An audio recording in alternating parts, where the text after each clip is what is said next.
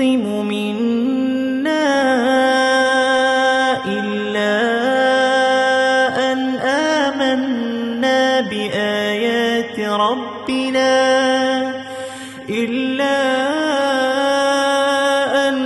آمنا بآيات ربنا لما جاءتنا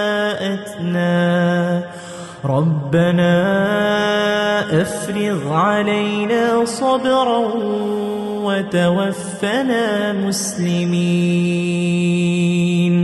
وقال الملأ من قوم فرعون أتذر موسى وقومه ليفسدوا في الأرض ويذرك وآلهتك قال سنقتل أبناءهم ونستحيي نساءهم وإنا فوقهم قاهرون. قال موسى لقومه استعينوا بالله واصبروا إن الأرض لله